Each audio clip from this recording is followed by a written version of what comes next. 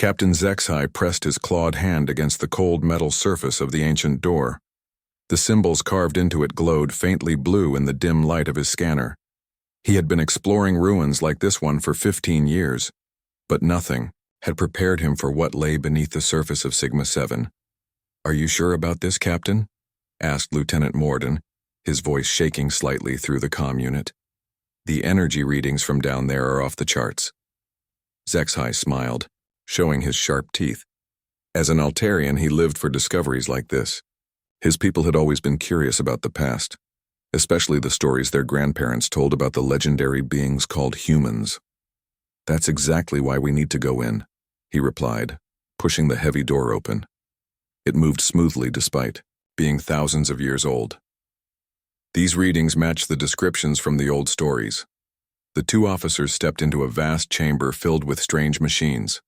Everything was covered in a thin layer of dust, but the equipment looked like it could start working at any moment. Blue lights blinked steadily on control panels, and soft humming sounds came from deep within the walls. Morden walked over to a large screen that suddenly came to life as he approached. Images began flowing across it, star maps, technical drawings, and pictures of beings that looked almost like the Altarians, but with strange pale skin and no claws or fangs. "Captain, look at this," Morden whispered. "These creatures, they match the descriptions from the legend books." Zexai hurried over to see what his lieutenant had found.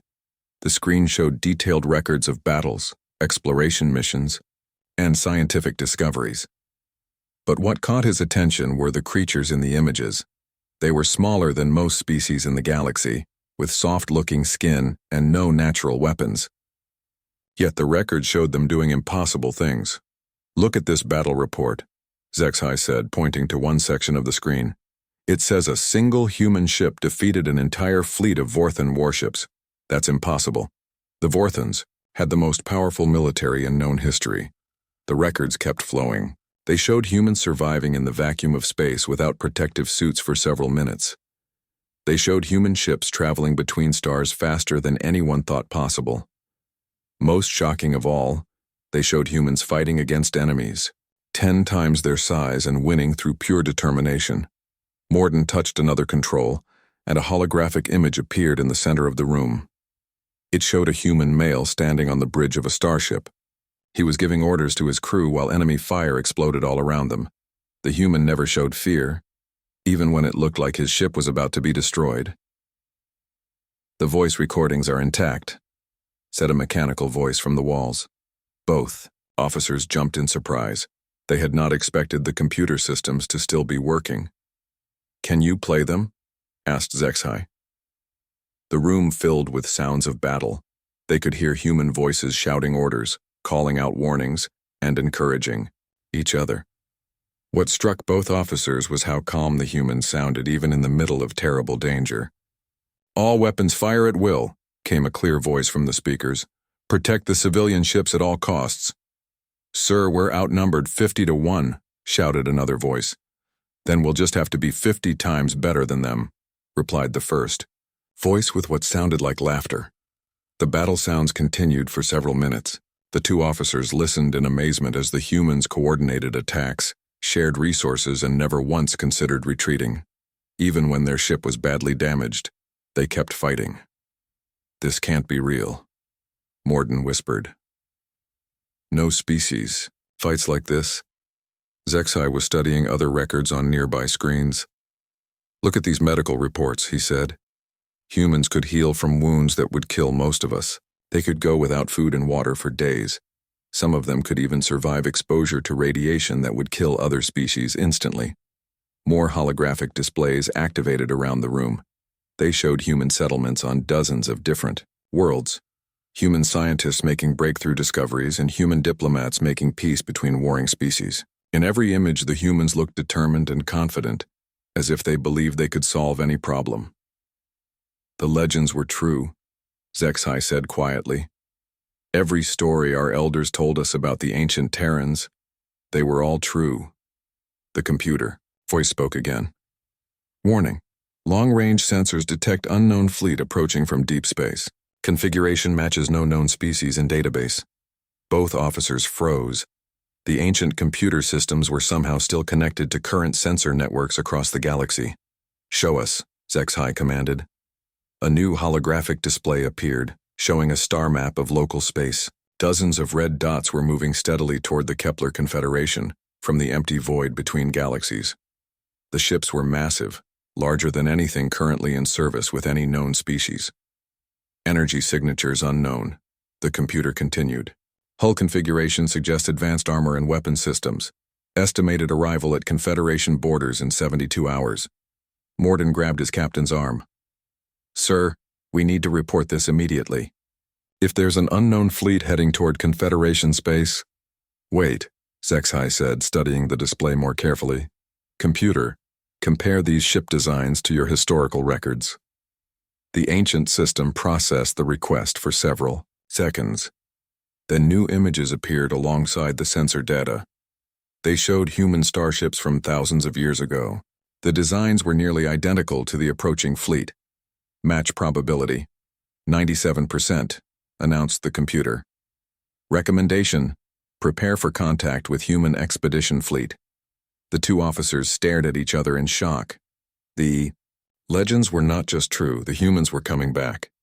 "Get me a direct line to Confederation headquarters," HFY ordered. "Priority Alpha emergency." As Morden worked to establish communications, HFY continued studying the ancient records.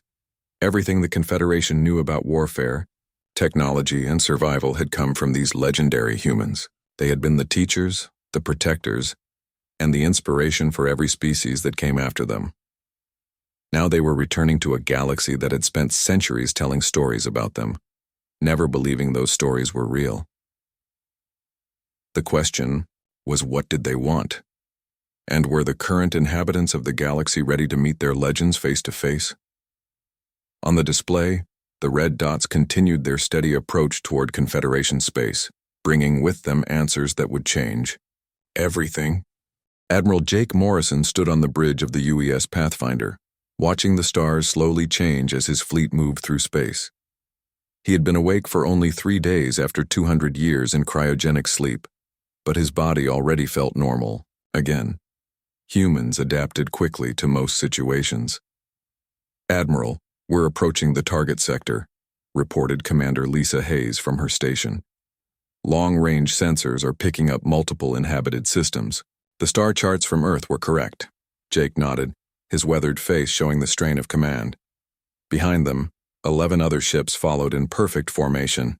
Each vessel carried the hopes of humanity's survivors, along with advanced technology that had been developed during the desperate final years on Earth. "Any signs of intelligent life?" he asked. "Definitely," Lisa replied, studying her displays. "We're detecting hundreds of space stations, orbital platforms, and what looks like a major trade network. This region is heavily populated." Jake walked to the main viewing screen, which showed the darkness of space ahead. Somewhere out there were alien species that humanity had never encountered. After the destruction of Earth's solar system, these ships represented all that remained of human civilization. "Sir," called out Lieutenant Ben Clark from the communications station, "we're receiving some kind of transmission. It's not directed at us, but it's using basic mathematical sequences. Someone is trying to communicate. Can you trace the source? It's coming from a small ship about 2 million kilometers away. The vessel appears to be scanning us." Jake made a decision that would change everything. "Ben, send a response using the same mathematical pattern. Let them know we're intelligent and peaceful."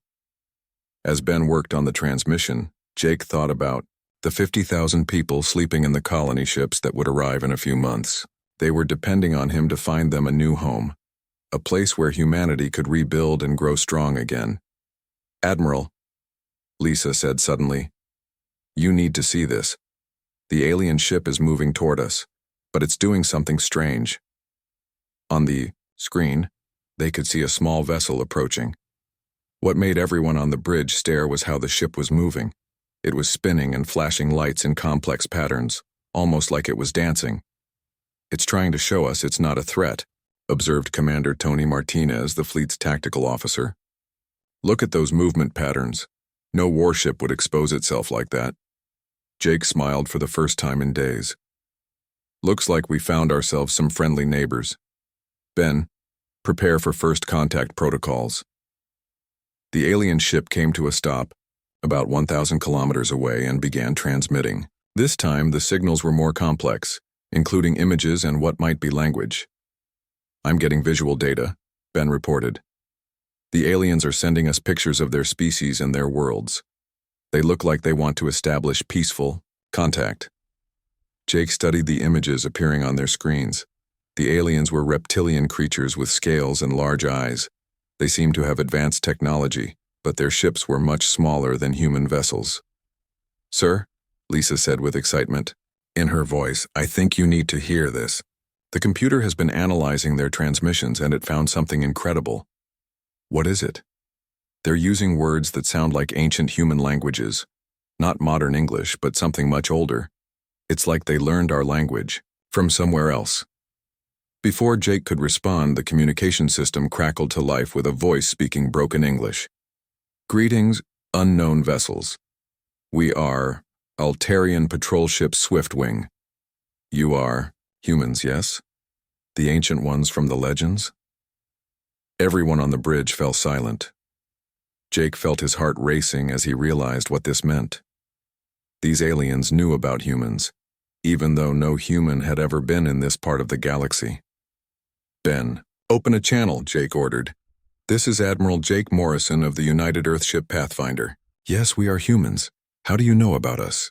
There was a long pause before the alien voice responded, this time with obvious excitement. The legends are true. You have returned. We must contact our leaders immediately. The entire Confederation will want to meet you. Jake looked at his officers, seeing the same amazement in their faces that he felt. What legends are you talking about? The stories of the great humans who once protected the galaxy. The warriors who could not be defeated. The explorers who traveled between the stars faster than light itself. We thought you were myths, but you are real. Commander Lisa Hayes moved closer to Jake. Admiral, if these aliens have legends about us, that means humans were here before. But that's impossible. Earth never had interstellar travel until recently. Jake nodded, understanding the implications. Unless some humans made it out here thousands of years ago and we never knew about it. The alien voice continued. Please, great ones, our captain wishes to come aboard your vessel. He has studied the ancient texts his entire life. He never believed he would meet real humans. Jake made another crucial decision. Tell your captain he is welcome aboard. We'll meet in our main shuttle bay. As the crew prepared for the historic meeting, Jake pulled Lisa aside.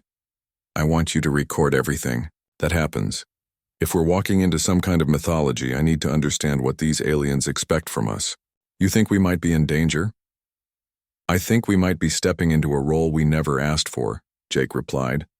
If they see us as legendary heroes, that could be a problem if we can't live up to their expectations. 20 minutes later, Jake stood in the shuttle bay watching an alien vessel dock with his ship. Through the airlock came 3 reptilian beings wearing simple uniforms. The lead alien, presumably their captain, stopped and stared at Jake with large, wonder-filled eyes. You are exactly as the legends described, the alien said in accented English. Strong, determined, and carrying yourselves like warriors even in peace. Jake extended his hand in the traditional human greeting. I'm Admiral Morrison. Welcome aboard the Pathfinder.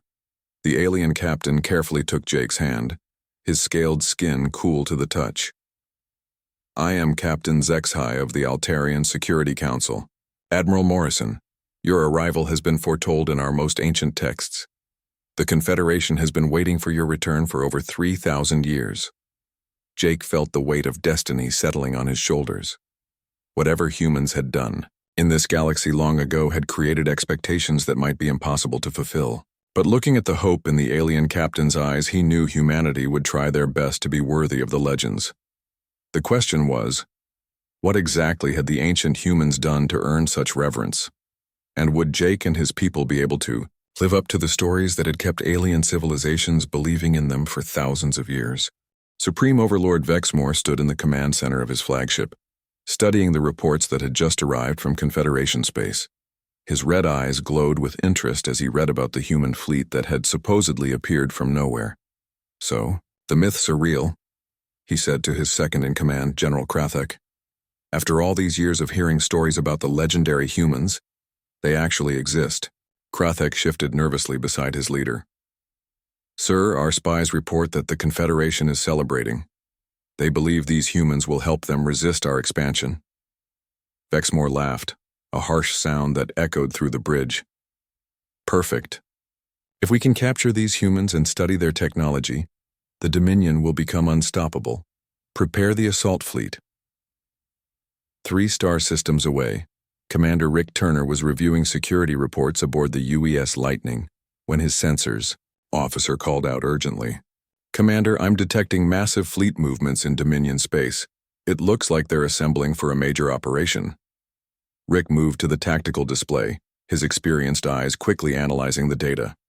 As a former Earth Defense Force officer, he had learned to read enemy intentions from ship movements and formation patterns. They're heading toward Confederation space, he observed. Looks like about 200 ships, all heavy combat vessels. On the bridge of the Pathfinder, Admiral Morrison received Rick's report with growing concern. The humans had been in Confederation space for only 5 days, but they were already being drawn into an alien war. Sir, Commander Lisa Hayes said from her station, we're receiving an emergency transmission from the Confederation planet Haven 3. They're under attack.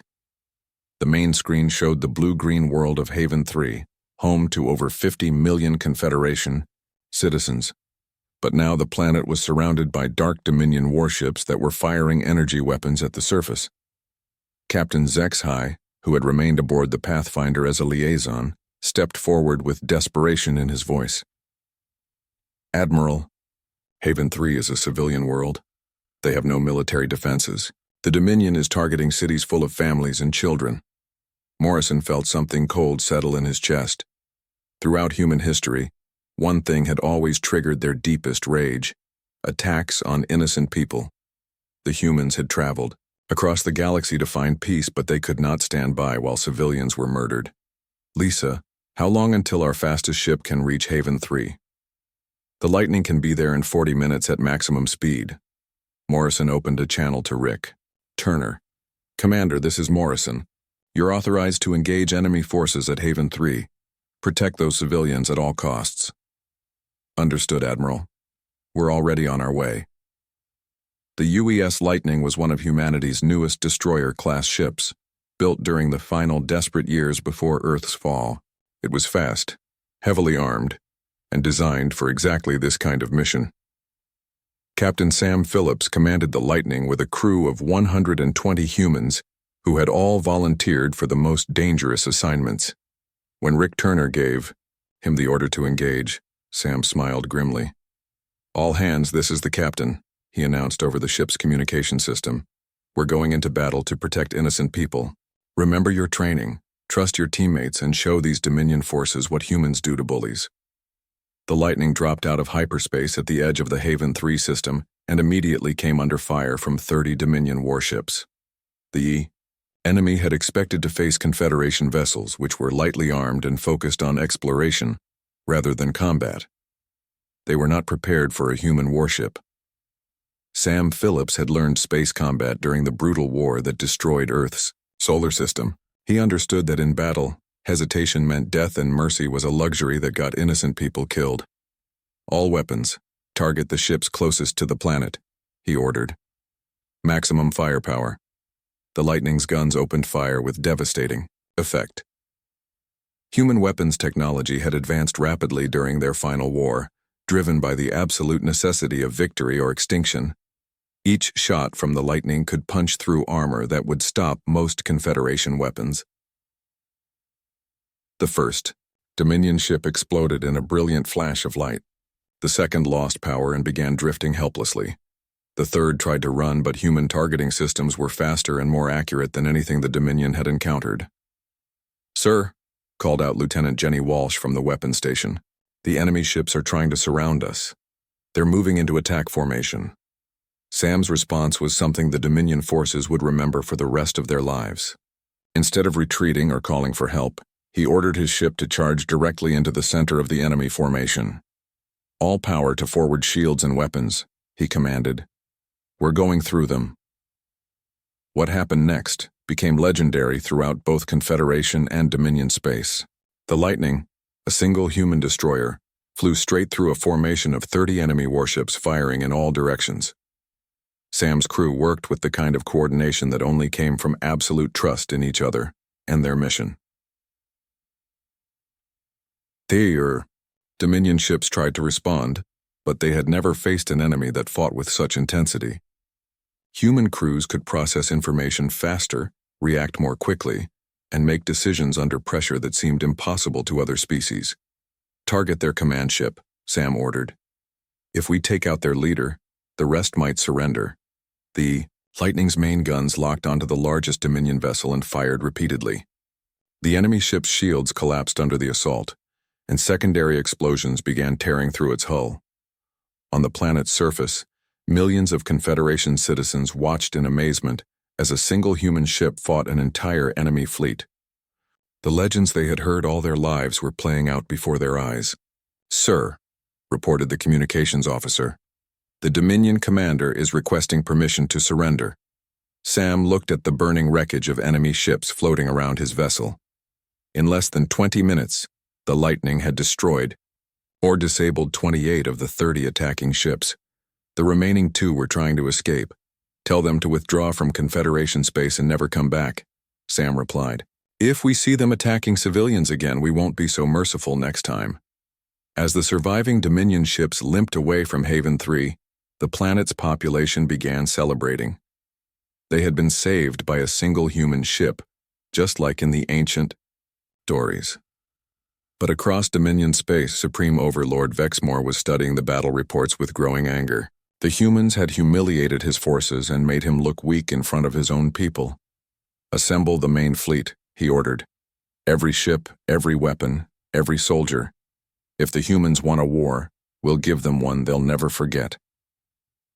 The legend of human military might had just been reborn, and the galaxy would never be the same.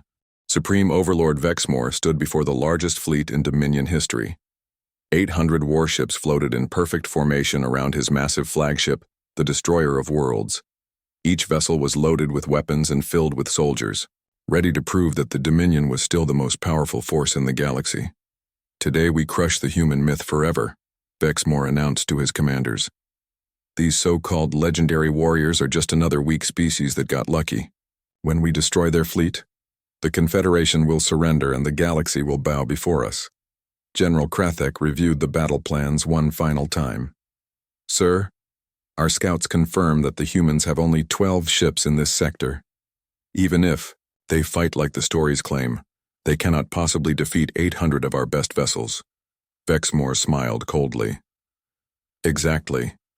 After today, no one will fear the human legends ever again." Far across the star system, Admiral Jake Morrison stood on the bridge of the Pathfinder watching the massive Dominion fleet approach.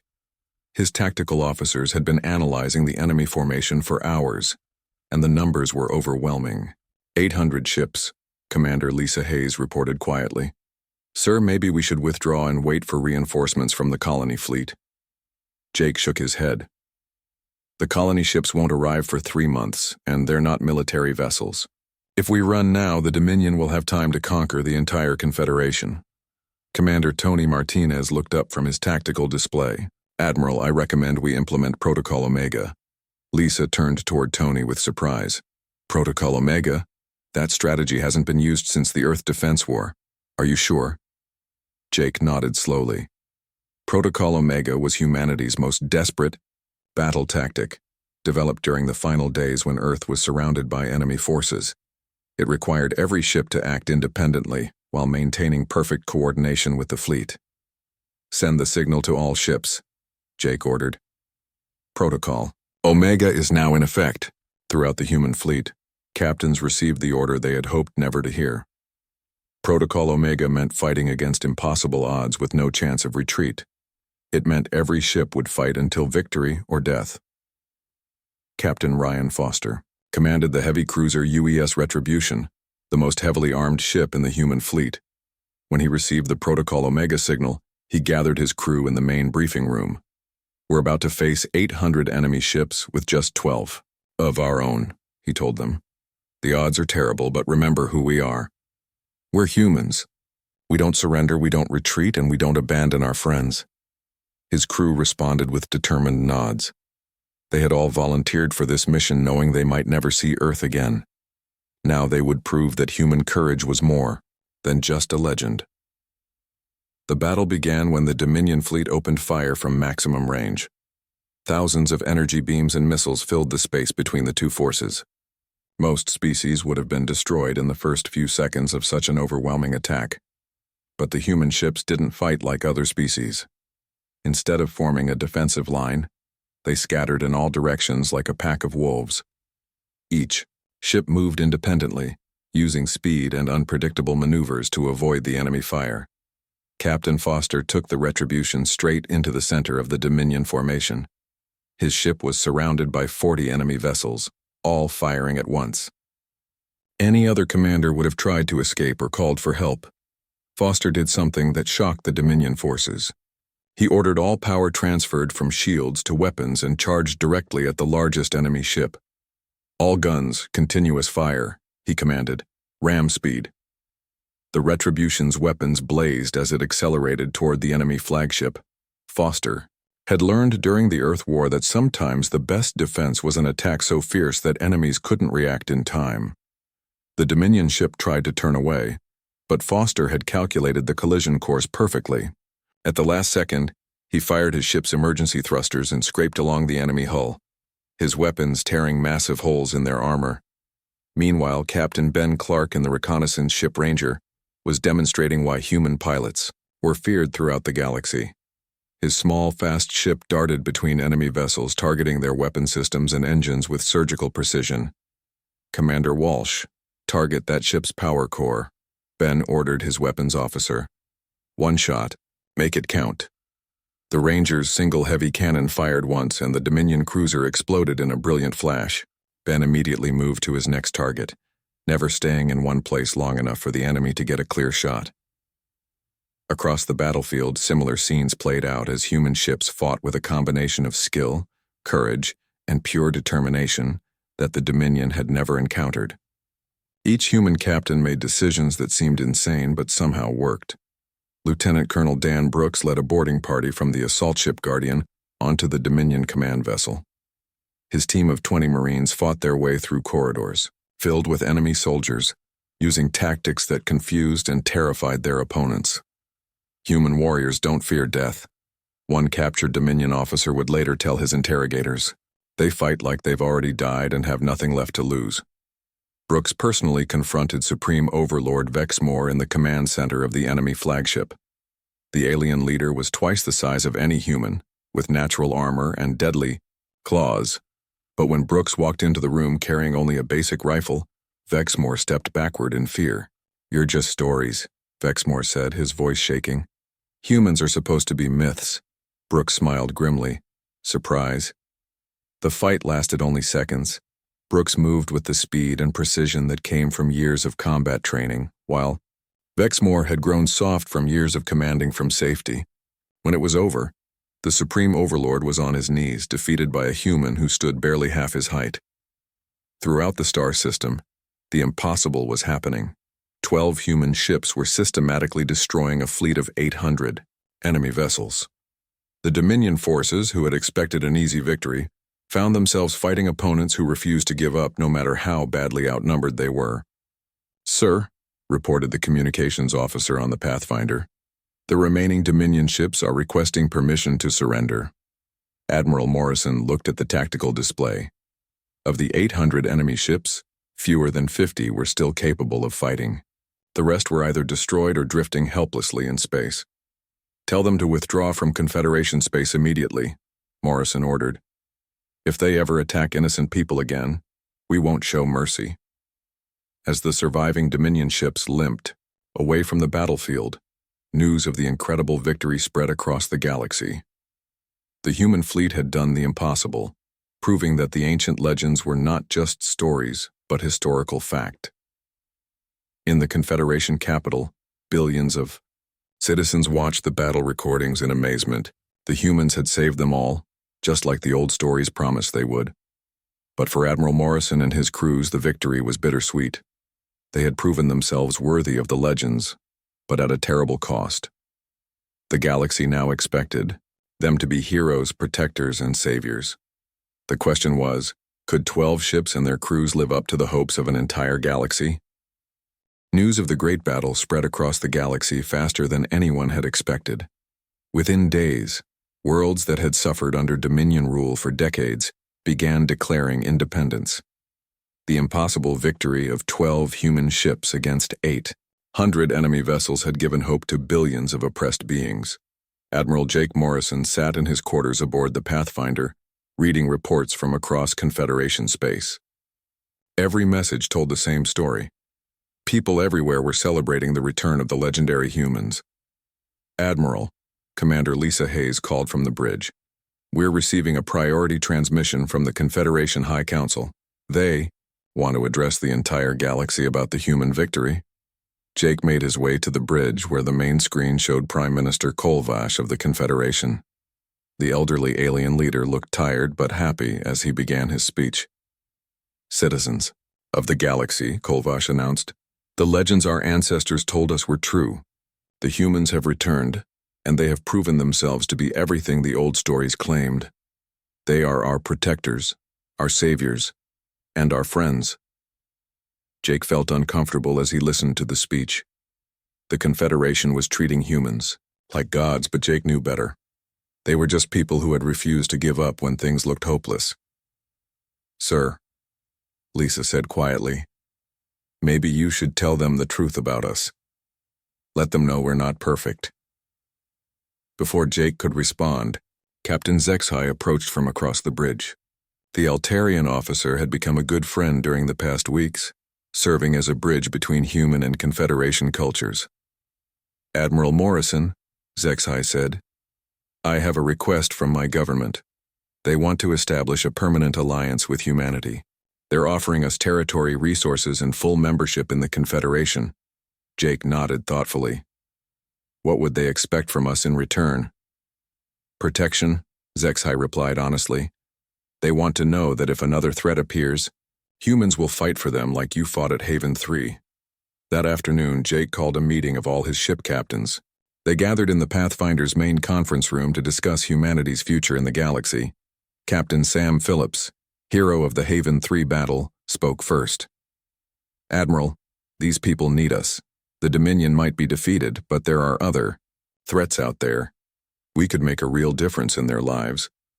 Captain Ryan Foster nodded in agreement. "The way I see it, we came here looking for a new home. The Confederation is offering us exactly that." But Captain Ben Clark raised concerns. "Are we ready for this responsibility? They're expecting us to be their legendary protectors. What happens when we fail to live up to their expectations?" Jake looked around the table at his officers. These men and women had already proven themselves to be heroes, but he knew they were still human. They made mistakes, they felt fear, and they couldn't solve every problem. "There's something else," Lisa said, entering the room with a data pad. "Long-range sensors have detected our colony ships. They'll arrive in the system next week." Jake felt relief wash over him. The 50,000 sleeping humans aboard those ships represented humanity's future. Soon they would have a real chance to rebuild their civilization. Dr. Amy Watson, the fleet's chief scientist, had been working with Confederation researchers to establish joint research stations. She joined the meeting to share her findings. "The Confederation has problems we can help solve," she reported. "Their medical technology is centuries behind ours in some areas. We could save millions of lives just by sharing what we know about disease treatment and prevention." Over the following days, Jake made his decision. Humanity would accept the Confederation's offer, but on their own terms. They would be partners, not gods. When the colony ships arrived, Jake stood on the observation deck of the Pathfinder watching the massive vessels emerge from hyperspace. Each ship was the size of a small city, carrying sleeping families who had left Earth behind to find a better life among the stars. Captain Ellen Price commanded the medical ship UES Mercy, which was already working with Confederation hospitals to treat patients with incurable diseases. Her human medical team had developed treatments during the Earth War that could heal conditions the aliens had never been able to cure. "The Confederation doctors are amazed," she reported to Jake. "They've been trying to cure Altarian bone disease for centuries. We solved it in 3 days using basic genetic therapy." But Jake was most proud of what he saw happening on New Terra, the world the Confederation had given to humanity as their new home. The planet was beautiful, with clean oceans and fertile land perfect for human settlement. Construction crews were building the first human city in this galaxy, but they weren't working alone. Alien engineers and workers labored alongside humans, sharing knowledge and techniques. Children from dozens of different species played together in the settlement's parks, learning each other's languages and customs. Jake walked through the new city with Commander Lisa Hayes, now serving as humanity's first ambassador to the Confederation. They stopped at a memorial being built in the center of town. "What's this for?" Lisa asked. "It's for all the soldiers who died fighting the Dominion," Jake replied. "Human and alien alike. Everyone who fought with courage deserves to be remembered." The memorial bore an inscription in both human and Confederation languages. They fought not for conquest, but for the right of all beings to live in freedom. As they continued their walk, they came to a school where human and alien children were learning together. A young Altarian girl was teaching human children how to write in her native script, while a human boy showed alien friends how to play an ancient Earth game called baseball. "This is what we really accomplished," Jake said to Lisa. "Not the battles or the victories, but this. Different species working together, learning from each other, building something better than any of us could create alone." That evening, Jake gave a speech to the combined populations of New Terra and the surrounding Confederation worlds. The address was broadcast across the galaxy, reaching billions of beings who had followed the human story. "We're not gods," Jake said simply. "We're not perfect, and we're not mythical beings. We're just humans. We make mistakes, we feel fear, and sometimes we fail. But we have one thing that has always made us strong. We never give up on each other." He paused, looking out at the crowd of humans and aliens who had gathered to hear him speak. "The legends you told about us weren't about magic or superpowers. They were about ordinary people who refused to quit when things got hard. They were about beings who believed that every life has value, and that everyone deserves a chance to be free." As Jake finished his speech, he realized that humanity had found something more valuable than a new home. They had found their purpose in the galaxy. Not as conquerors or rulers, but as friends, protectors, and partners in building a better future for all. The legends had become reality, but the real magic was just beginning.